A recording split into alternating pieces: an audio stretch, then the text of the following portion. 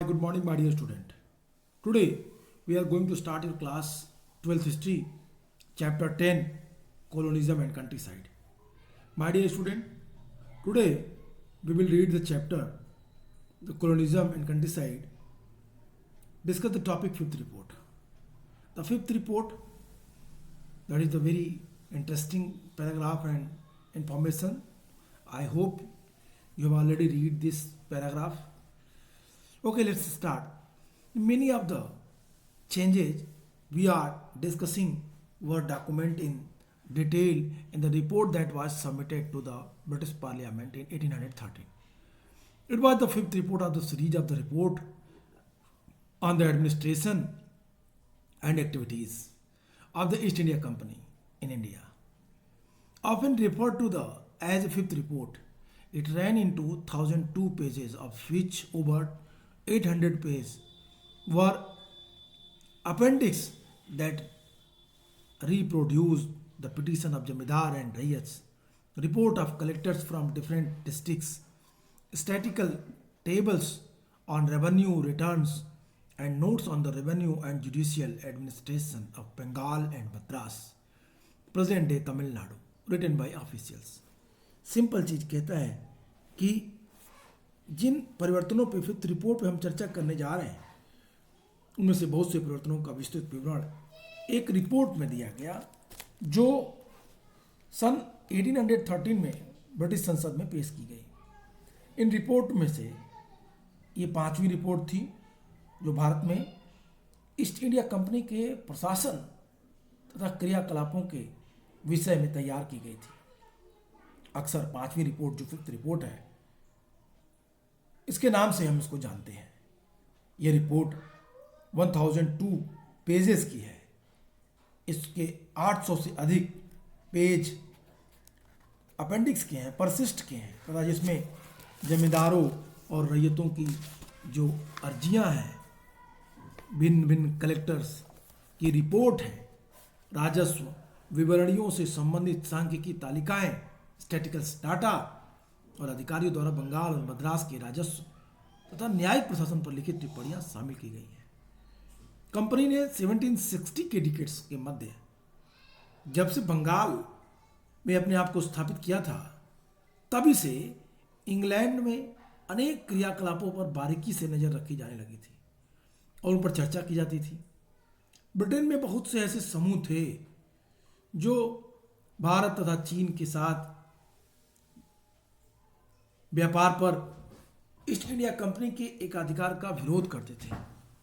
वे चाहते थे कि उस शाही फरमान को रद्द कर दिया जाए जिसके तहत उस कंपनी को यह अधिकार दिया जाता था कि ऐसे निजी व्यापारियों की संख्या बढ़ती जा रही थी। मतलब कहने का सेंस ये था कि कंपनी के व्यापारिक अधिकार को खत्म करने की बात की जा रही थी, क्योंकि एक तरफ कंपनी व्यापार भी कर रही थी तो कंपनी के अधिकारी भी व्यापार में संलग्न हो गए थे। कंपनी के अधिकारी भी अपने को व्यापारी बना लिए थे तो एडमिनिस्ट्रेशन प्रॉपर्ली नहीं चल रही थी। कहने का सेंस सिर्फ इतना ही है कि अब समय आ गया था कि बदलाव आए। अब समय आ गया था कंपनी के स्वरूप में कुछ परिवर्तन लाया जाए। कंपनी जो 1760 के डिकेड्स के मध्य बंगाल में अपने को जो स्थापित कर रही थी तभी से इंग्लैंड में उसके क्रियाकलापों पर उसकी बारीकी नजर रखी जाने लगी थी, क्योंकि अब कंपनी को लाभ बहुत ज़्यादा हो रहा था। 1813 के एक्ट के तहत, चार्टर एक्ट के तहत कंपनी को चाय और चीन के साथ व्यापार को छोड़ के बाकी सारे व्यापार पे रोक लगा दी गई। ऐसे निजी व्यापारियों की संख्या अब बढ़ती जा रही थी जो ब्रिटेन से सीधे भारत से व्यापार करना शुरू कर रहे थे। ब्रिटेन के जो इंडस्ट्रियलिस्ट थे, ब्रिटिश विनिर्माताओं के लिए भारत का बाजार खुलवाने के लिए लोग उत्सुक थे। 1833 तक आते आते ब्रिटिश व्यापारियों के लिए, यूरोपियंस के लिए भारतीय व्यापार खोल दिया गया। अब कंपनी का जो प्रशासन था इसको कुशासन कह सकते हैं। कुशासन और अव्यवस्थित प्रशासन के विषय में प्राप्त सूचना पर ब्रिटेन में गर्मा गर्म बहस छिड़ गई थी और कंपनी के अधिकारियों के लोभ, लालच और भ्रष्टाचार की घटनाओं को ब्रिटेन के समाचार पत्रों में व्यापक रूप से उछाला गया। ब्रिटिश संसद ने भारत में कंपनी के प्रशासन को विनियमित और नियंत्रित करने के लिए 18वीं शताब्दी के 18th सेंचुरी के लास्ट डिकेड में अनेक एक्ट पारित कर दिए। ब्रिटिश पार्लियामेंट कंट्रोल करने के लिए ईस्ट इंडिया कंपनी के करप्शन को कई सारे एक्ट पारित कर दिए और कंपनी को कंपेल किया गया कि वह भारत के प्रशासन के विषय में नियमित रूप से अपनी रिपोर्ट ब्रिटिश पार्लियामेंट को भेजे, जिसमें कंपनी के कामकाज, कंपनी के तौर तरीके, उनकी आय, उनमें कंपनी द्वारा की गई नियुक्तियां, ये सब उसमें सम्मिलित हो। और इसी तरह की एक रिपोर्ट जो बनी, ये फिफ्थ रिपोर्ट कहलाती है। From the time the company established its rule in Bengal in the mid 1760s, its activities were closely watched and debated in England. There were many groups in Britain who were opposed to the monopoly that the East India Company had over trade with India and China. These groups wanted a revocation of the royal charter that gave the company this monopoly. An increasing number of the private traders wanted to share in the India trade, and the industrialists of the Britain were taken to open up the Indian market of British manufacturers. Many political groups argued that the conquest of Bengal was benefiting only the East India Company but not the British nation as whole. एक तरफ तो British east India company काफी सारे लाभ ले रही थी, तो ब्रिटिश ईस्ट इंडिया कंपनी की जो मोनोपोली थी उसके अगेंस्ट ब्रिटेन में जो व्यापारी थे उन्होंने आवाज उठाई। उन्होंने कहा कि भारत से जो लाभ प्राप्त कर रही है उसे कंपनी प्राप्त कर रही है, न कि ब्रिटिश गवर्नमेंट प्राप्त कर रही है। देश को इससे कोई फायदा नहीं है, इससे सिर्फ और सिर्फ कंपनी को फायदा हो रही है, इसलिए ईस्ट इंडिया कंपनी की मोनोपोली को समाप्त की जानी चाहिए। कहता है many political groups argued that the conquest of Bengal was benefiting only the East India company but not the British nation as whole. Information about the company misrule and mal administration was hotly debated in Britain, and incident of the greed and the corruption of company officials were widely publishing in the press. The British Parliament passed a series of acts in the late 18th century to regulate and control company rule in India.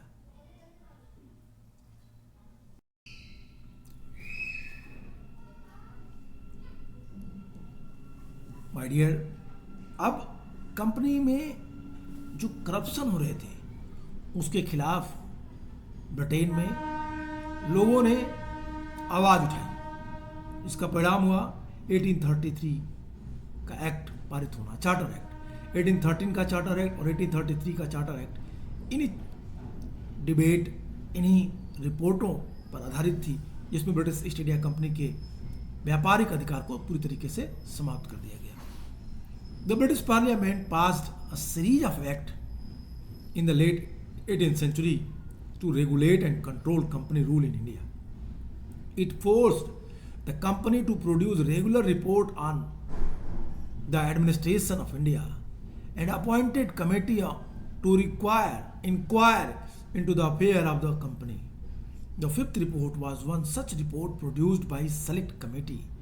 It became the basis of intense parliamentary debates on the nature of the East India Company's rule in India. My dear, that is the very important things. For over a century and a half, the fifth report has shaped our corruption of what happened in the rule Bengal in the late 18th century. The evidence contained in the fifth report is invaluable. But officials' report like this have to be read carefully.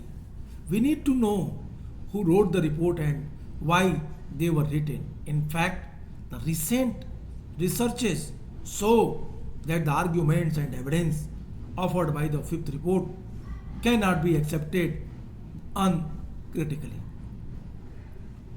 कहता है कि जब संपूर्ण British राष्ट्र को ये लगने लगा कि सिर्फ लाभ ईस्ट इंडिया कंपनी ले रही है, तो कंपनी के कुशासन और अव्यवस्थित प्रशासन के विषय में सूचना पर ब्रिटेन में खूब गर्मा गर्म बहस छिड़ गई और कंपनी के अधिकारियों के लोभ, लालच और भ्रष्टाचार की घटनाओं को ब्रिटेन के समाचार पत्रों में खूब व्यापक रूप से उछाला गया। ब्रिटिश संसद ने भारत में कंपनी के शासन को कंट्रोल करने के लिए, एक प्रॉपर रेगुलेट करने के लिए 18वीं सेंचुरी के लास्ट डिकेड में अनेक एक्ट बना दिए। कंपनी को बाध्य किया गया कि वह भारत के प्रशासन के विषय में नियमित रूप से अपनी रिपोर्ट ब्रिटिश पार्लियामेंट को भेजे और कंपनी के कामकाज की जांच करने के लिए कई सारी कमेटियों की नियुक्ति की गई। फिफ्थ रिपोर्ट एक ऐसी ही रिपोर्ट है जो एक प्रॉपर कमेटी द्वारा तैयार की गई थी। यह रिपोर्ट भारत में ईस्ट इंडिया कंपनी के शासन के स्वरूप पर ब्रिटिश संसद में गंभीर वाद विवाद का आधार बनी। एक लंबा डिस्कस डिबेट हुआ फिफ्थ रिपोर्ट पर। 18वीं सेंचुरी के अंतिम डिकेड्स में ग्रामीण बंगाल में क्या हुआ, इसके बारे में हमारी अवधारणा लगभग 1.5 शताब्दी तक इस 5वीं रिपोर्ट के आधार पर ही बनती सुधरती रही। वास्तव में आधुनिक शोधों से पता चलता है कि 5वीं रिपोर्ट में दिए गए तर्कों और साक्ष्यों के बिना किसी आलोचना को स्वीकार नहीं किया जा सकता। शोधकर्ताओं ने ग्रामीण बंगाल में औपनिवेशिक शासन के बारे में लिखने के लिए बंगाल में अनेक जमींदारों और अभिलेखागारों तथा जिले के स्थानीय अभिलेखों को सावधानीपूर्वक जांच की। उससे पता चलता है कि 5वीं रिपोर्ट लिखने वाले कंपनी के कुप्रशासन की आलोचना करने पर तुले हुए थे। इसलिए 5वीं रिपोर्ट में परंपरागत जमींदारी सत्ता के पतन का वर्णन अतिरंजित है, बढ़ा चढ़ा के है। जमींदारों का जो पतन हुआ उसके लिए जो बातें फिफ्थ रिपोर्ट में लिखी जा रही थी वो काफ़ी बढ़ा चढ़ा के लिखी गई थी। इसलिए शोधकर्ताओं को ग्रामीण बंगाल के औपनिवेशिक शासन के बारे में लिखने के लिए बंगाल के अनेक जमींदार के अभिलेखागारों तथा जिलों के स्थानीय अभिलेखों की सावधानीपूर्वक जांच करनी चाहिए। उससे पता चलता है, जब शोधकर्ताओं ने इसकी जांच की तो उससे पता चला कि 5वीं रिपोर्ट लिखने वाले कंपनी के कुप्रशासन की आलोचना करने पर तुले हुए थे। इसलिए 5वीं रिपोर्ट में परंपरागत जो जमींदारी सिस्टम थी उसके डिक्लाइन का जो वर्णन किया गया था, उसको एक्सप्लेन किया गया था, वो अत्यंत बढ़ा चढ़ा के किया गया था। जिस पैमाने पर जमींदार लोग अपनी जमींदारी खोते जा रहे थे उसके बारे में भी बढ़ा चढ़ा के कहा गया था। जैसा कि हमने देखा कि जब जमींदारियां नीलाम की जा रही थी, जब जमींदारी आक्शन हो रही थी, तब भी जमींदार नए नए हथकंडे अपनाकर अपनी जमींदारी को बचा लेते थे और बहुत कम मामलों में ही वे अपने जमींदारी को छोड़ के कहीं और जा रहे थे। कहने का सेंस इतना ही है कि इस पूरे फिफ्थ रिपोर्ट में एक बातें क्लियर हो गई कि कहीं ना कहीं वायसनेस दिखाई देती है, झलकती है। ये वायसनेस British company East India company के अगेंस्ट है, जो कि उस समय के लोगों ने तैयार किया। 5वीं रिपोर्ट के कुछ अंश हैं। सोर्स 2 को अगर आप पढ़ें तो सोर्स 2 में क्लियर दिया हुआ है कि क्या बातें की जा रही हैं। फ्रॉम द फिफ्थ रिपोर्ट कहता है, जमींदारों की हालत और जमीन की नीलामी के बारे में 5वीं रिपोर्ट में कहा गया कि राजस्व समय पर नहीं वसूल किया जाता था और काफ़ी हद तक जमीन समय समय पर नीलामी पर बेचने के लिए रखी जाती थी। स्थानीय वर्ष 1203 के अनुसार 1796 टू 97 में बिक्री के लिए, बेचने के लिए जो विज्ञापित जमीन का निर्धारित राशि 28,70,61 सिक्का थी और वास्तव में 70,90,416 रुपये में बेची गई और 14,80,756 रुपये की राशि ही जमा की गई। तो जो राशि प्राप्त हो रही, जो अमाउंट प्राप्त हो रहा है वो कम है। कह रहा स्थानीय संवत 1204 तदनुसार 1797-98 में 26,66,191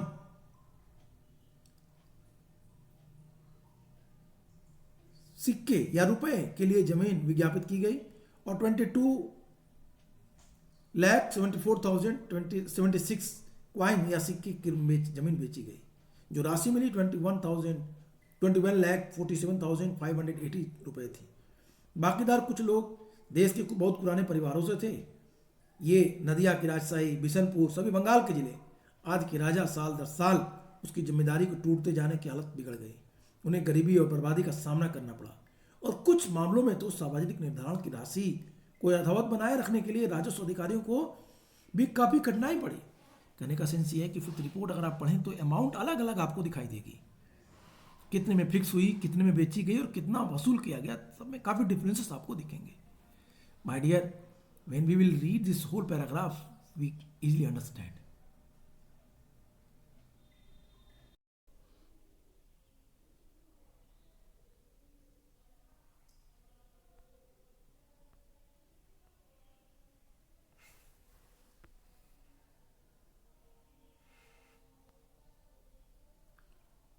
My dear, source 2 from the fifth report.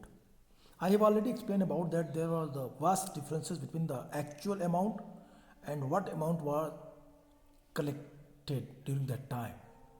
Okay, let us come and try to understand with the help of source 2 that these differences. Referring to the condition of jamidars and auction of land, the fifth report stated the revenue was not realized with punctuality, and lands to considerable extent were the periodically exposed to sale by auction. In the native year 1203, corresponding with 1796-97, the land advertised for sale comprehended a jama or assessment of sikka rupees 28,70,061.